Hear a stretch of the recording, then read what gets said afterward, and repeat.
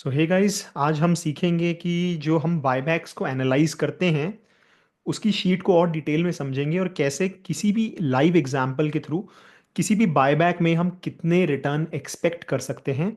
And also जो हमारा acceptance ratio है, यानी कि कितनी कंपनी जो कंपनी हमसे कितने शेयर्स हमसे खरीदेगी, उसका जो रेशियो है वो पता लगा सकते हैं।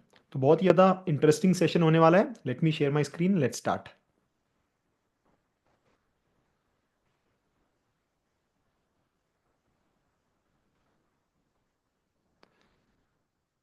Okay, so I think this is the sheet जो हम सब लोगों के पास है, जो हम यूज़ करते हैं बायबैक्स को एनालाइज करने के लिए। मेथड बहुत ही ज़्यादा सिंपल है। जितनी भी ये येलो वाली फील्ड्स हैं इन्हें हमें भरना है, ग्रीन वाले फील्ड्स जो हैं ये हमारे आउटपुट बन जाएंगे। इससे हमें पता चल जाएगा कि एक्चुअली कितना पैसा बनने वाला है। तो before I tell you about the inputs जो हमें डालने हैं, पहले मैं आउटपुट के बारे में बात कर लेता हूँ कि एक्चुअली में हमें पता कैसे चलेगा कि पैसा बनने वाला है या नहीं। ये जो कॉलम है, ये कॉलम हमें बताता है कि अ, कितनी एक्सपेक्टेड मनी जो हम बना सकते हैं अगर हम विदाउट कोटा जाते हैं, जनरल कैटेगरी में जाते हैं। तो विदाउट कोटा, जैसे मैंने बताया था, ज़्यादा पैसा नहीं बन पाता है। तो आप जनरली देखेंगे, ये कुछ पास्ट एग्जांपल्स हैं, यहाँ पे हमारी कैलकुलेशन थी 1-2% बनेगा, कहीं कहीं पे लॉस का भी हम कर रहे थे। तो most of the time general category में पैसा नहीं बनता है। वेयर एज ये है हमारा स्मॉल शेयर होल्डर कोटा। यहाँ पर बेसिकली हमें खेलना है। एंड ये वो आउटपुट है, अगर ये मैंने बताया था ये 8%, 8% से ज़्यादा है, then it is worth playing. तीसरा है एक्सेप्टेंस रेशियो, सेम चीज़, जनरल कैटेगरी में कितनी आएगी और स्मॉल शेयर होल्डर कैटेगरी में कितनी आएगी। तो जनरल कैटेगरी में यहाँ पे हमें पता चल जाएगा, और स्मॉल शेयर होल्डर कैटेगरी में क्या एक्सेप्टेंस रेशियो यहाँ पे। एक्सेप्टेंस रेशियो अगर किसी को नहीं पता तो मैं यहाँ पे बता देता हूँ, बहुत सिंपल है। अगर हमारे पास 100 रुपये, 100 शेयर्स हैं किसी कंपनी के, तो इस पूरे प्रोसेस में कंपनी हमसे कितने शेयर्स खरीदेगी। अब ये एक एस्टिमेट है, ये कोई गारंटी नहीं है, क्योंकि यहाँ पर सब लोग बिड करते हैं बायबैक में पार्टिसिपेट करने के लिए। एंड कंपनी सिर्फ जितने ज़्यादा बिडिंग होती है उस हिसाब से डिसाइड करती है कि कितने परसेंट लोगों को चांस।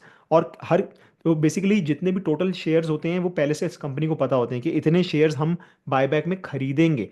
अगर ज़्यादा लोग अप्लाई करते हैं तो वो इक्वली सब में डिस्ट्रीब्यूट कर देते हैं कि भाई हम आपसे इतने खरीदेंगे, आपसे इतने, आपसे इतने। तो जितने कम लोग अप्लाई करेंगे बायबैक में, किसी भी एंड यूज़र की या कि जिसके पास भी शेयर हैं उसके ज़्यादा शेयर्स जाएंगे।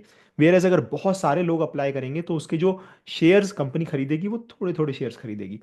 लेकिन वो एस्टिमेट हम लगा सकते हैं, और वो है ये यूजिंग दिस शीट। तो ये आउटपुट है कि कितने जनरल कैटेगरी में अगर अप्लाई करते हैं तो क्या एक्सपेक्टेशन है, कितने शेयर्स कंपनी खरीदेगी। और अगर स्मॉल शेयर होल्डर कैटेगरी में करते हैं तो क्या एक्सपेक्टेशन है, कंपनी कितने शेयर्स हमसे ले लेगी। कभी कभार ये 100 के ऊपर चला जाता है। इसका मतलब ये है कि बेसिकली सारे शेयर्स हमारे कंपनी खरीद लेगी। 100 के ऊपर आइडियली नहीं जाना चाहिए, इसमें मैं एक कैप लगा दूंगा। लेकिन मोर और लेस अगर ये 100 के ऊपर गया, इसका मतलब आप अज्यूम करिए आपके पास जितने शेयर हैं सारे कंपनी ले लेगी, आपको ओपन मार्केट में कुछ बेचने की ज़रूरत नहीं पड़ेगी। अब यहाँ पे लेट्स से बजाज ऑटो, ये पास्ट में हमें समझ में आया था 42% शेयर्स कंपनी खरीदेगी। इसका मतलब ये है कि बचे हुए 58% शेयर्स हमें ओपन मार्केट में बेचने पड़ेंगे after the buyback closes. Simple. तो ये आउटपुट के बारे में मैंने बता दिया। अब मैं थोड़ा सा इनपुट के बारे में भी बता देता हूँ। तो इनपुट में बहुत सिंपल है, स्टॉक का नाम, कितना परसेंट बायबैक है, ये बेसिकली हमें बायबैक ऑफर से निकालना है। स्मॉल शेयर होल्डर की होल्डिंग कितनी है, then small share holder participate कर रहा है तो कितना परसेंट। इनफैक्ट यहाँ पे मैं सारे बताने की बजाय आपको एक एग्जांपल के थ्रू बता देता हूँ तो बहुत ज़्यादा इजी हो जाएगा। लेट्स से हम यहाँ पे बजाज ऑटो इसी का एग्जांपल ले लेते हैं। So let's go to Bajaj Auto का शेयर। सो बजाज ऑटो, यहाँ पे हम पहुँच गए। लेट्स से यहाँ पर पास्ट में जो बायबैक हुआ था हम सीधा सीधा उस पर पहुँच जाते हैं।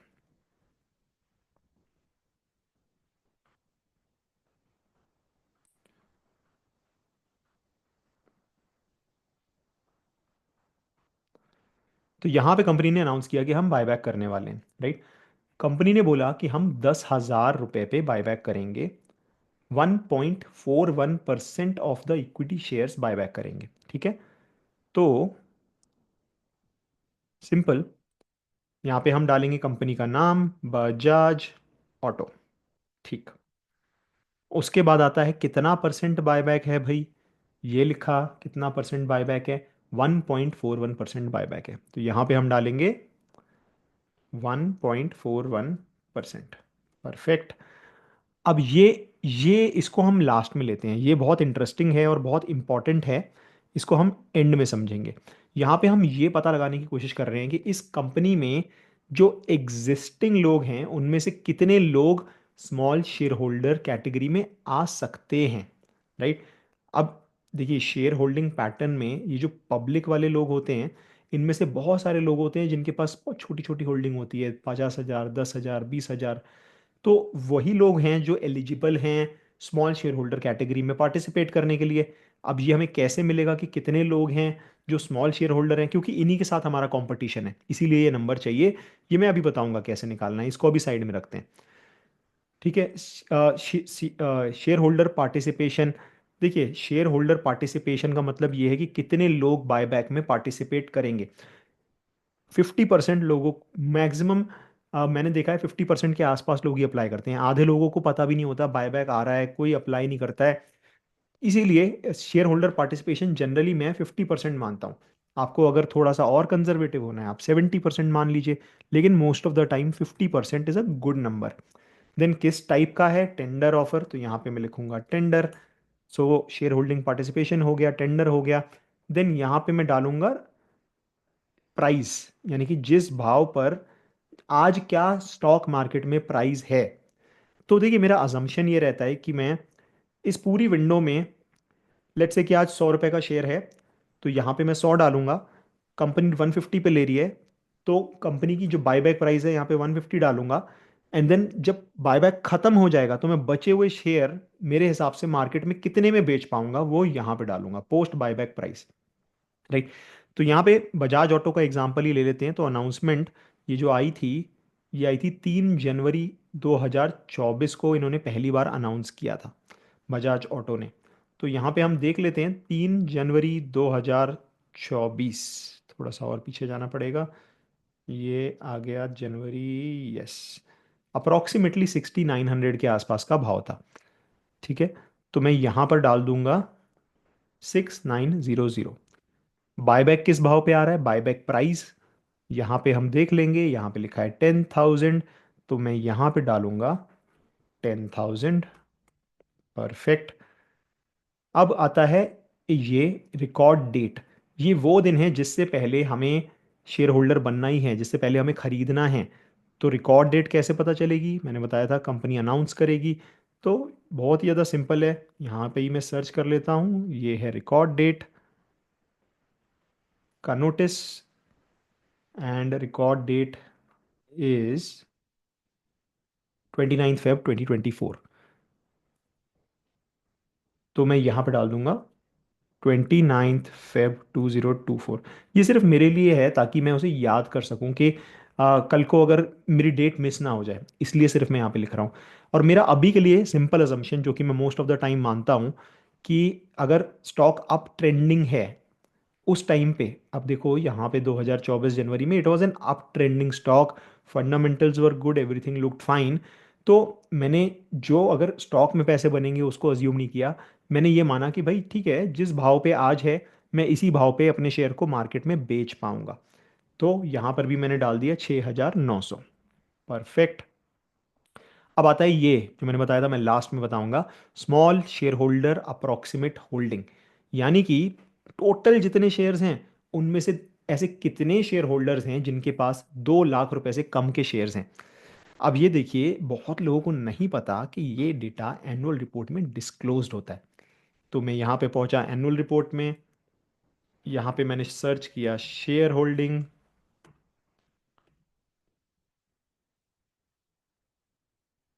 और डिस्ट्रीब्यूशन ऑफ शेयर होल्डिंग, ये है मैजिक। यहाँ पे कंपनी बता रही है कि भाई हमारे 1.97% जो शेयर होल्डर्स हैं उनके पास 1 से 500 शेयर्स हैं, राइट। सॉरी, 97.79% शेयर होल्डर्स, यानी कि 2,98,000 लोग ऐसे हैं जिनके पास 1 से 500 शेयर्स हैं। और ये लोग कितने टोटल इक्विटी को होल्ड करते हैं? 1.97%। राइट। तो सिंपल ये डिस्ट्रीब्यूशन दे दिया कि कितने लोगों के पास कितने शेयर्स हैं। अब देखिए, 6,900 रुपये पर 2 लाख रुपए की अगर मैं लिमिट लगाता हूँ, तो लेट्स से कि 2 लाख रुपए की मेरी लिमिट है, डिवाइडेड बाय 6,900, तो ये आ जाता है ऑलमोस्ट 29 शेयर्स। तो जो ऐसे कितने लोग हैं जिनके पास 29 शेयर्स या उससे कम हैं, वही लोग सिर्फ स्मॉल शेयर होल्डर का कोटा में पार्टिसिपेट कर सकते हैं। तो यहाँ पर हमें दिख गया कि कितने लोग हैं। यस। तो यहाँ पे कंपनी ने जो डिस्ट्रीब्यूशन दिया है उसमें 500 तक दिया है, तो ऐसे 500, 1 से 500 शेयर्स वाले, नाइन, ऑलमोस्ट जितने लोग हैं वो लोग 1.97% होल्डिंग लेके बैठे हैं। तो 28 शेयर्स कितने लोगों के पास होंगे या कितनी होल्डिंग होगी? अगर, और यहाँ पे एक अजम्पशन आता है, राइट, लेकिन we don't have to be accurate, हमें बस एक एस्टिमेट चाहिए। अगर मैं ये मानूं कि 1 से 500 के बीच में 1.97% होल्डिंग है, तो शायद लेस देन 1% होल्डिंग होगी 28 शेयर्स तक। राइट। तो लेट्स से कि मैं यहाँ पे मान लेता हूँ कि 1%, सिंपल, ज़्यादा कॉम्प्लिकेट नहीं करते, इसको मान लेते हैं 1%। इन रियलिटी शायद ये 1% से भी कम हो, क्योंकि सिर्फ 28 शेयर्स तक ही, क्योंकि 1 से 500 तक तो 1.97 है। अब 1 से 28 शेयर्स जो कि 2 लाख रुपए के बनते हैं, शायद वो सारी होल्डिंग मिला के 1% से भी कम होगी अगर मैं इक्वली डिस्ट्रीब्यूट करता हूँ, शायद 0.5%, 0.4%, ऐसा कुछ होगी। But I am being very very conservative, मैं मान रहा हूँ चलो ठीक है 1% शेयर होल्डिंग ऐसे लोगों के पास होगी जो बहुत ज़्यादा छोटे शेयर होल्डर्स हैं। तो भर गया मेरा जो जो मुझे भरना था, ये किसी भी ऊपर वाले से उठाया, कॉपी किया, यहाँ पेस्ट कर दिया। ये बोल रहा है कि अगर आप स्मॉल शेयर होल्डर हैं तो आप 19% ऑफ द टोटल शेयर्स आपके बायबैक में एक्सेप्ट, सॉरी, 19% आप पैसा बनाएंगे। अगर आप जनरल में अप्लाई करते हैं तो आप सिर्फ 1.25% ही बनाएंगे। एंड ये अज्यूमिंग है कि इसी भाव पे मेरे बचे हुए शेयर्स भी बिक जाएंगे, और टोटल 42.3% शेयर्स ही कंपनी खरीदेगी, बाकी शेयर्स मुझे मार्केट में बेचने पड़ेंगे। सो ये दिस वाज द कंक्लूजन। अब इसे हम दूसरी तरीके से भी समझ सकते हैं कि लेट्स से अगर मेरा 19%, और ये पूरी जो कैलकुलेशन है ये मान के चल रही है कि भाई आप 10,000 रुपये पे कंपनी को दोगे, बचे हुए 6,900 पे मार्केट में बेचोगे, तो 19% पैसा बनेगा इस ओवरऑल ट्रांजैक्शन में। लेकिन अगर मैं यहाँ पर लेट्स से इसका शेयर प्राइस क्योंकि बढ़ रहा है, अगर मैं मानूँ कि भाई इस 2 महीने में इसका शेयर प्राइस भी 8,000 हो जाता है, तो मैं ऑलमोस्ट 28% बना लूंगा इस ट्रांजैक्शन से। अगर इसका शेयर प्राइस लेट्स से कि 10,000 हो जाता है, तो मैं इस पूरी ट्रांजैक्शन में 44% बना लूंगा। लेकिन लेट से अगर इसका शेयर प्राइस इस बीच में गिर जाता है और 6,000 पे आ जाता है, तो भी मैं अगर स्मॉल शेयर होल्डर कोटा में अप्लाई कर रहा हूँ तो मैं 11, 11.5% तब भी बना सकता हूँ। इनफैक्ट अगर ये शेयर 5500 का भी हो जाए तो भी मुझे 7% बन ही रहा है, मुझे घाटा नहीं हो रहा है। अगर ये शेयर 5,000 का भी हो जाए तो भी मैं 3% बना रहा हूँ। यहाँ पे करीब 4,800 के आसपास वो नंबर आएगा, 4,500 के आसपास, जहाँ पे मुझे घाटा होना शुरू हो गया है। अब इससे ज़्यादा अगर इससे कम अगर गिरेगा तो फिर मुझे घाटा होना शुरू हो जाएगा।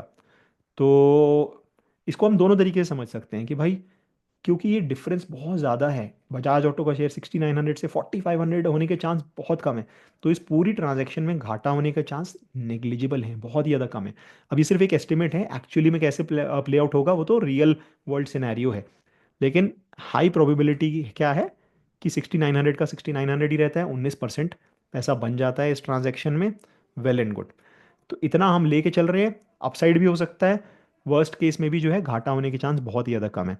तो आई होप आपको बायबैक कैसे भरते हैं, क्या से इनपुट डालना है, क्या आउटपुट डालना है, ये सारी की सारा भरना समझ में आ गया होगा। Thank you.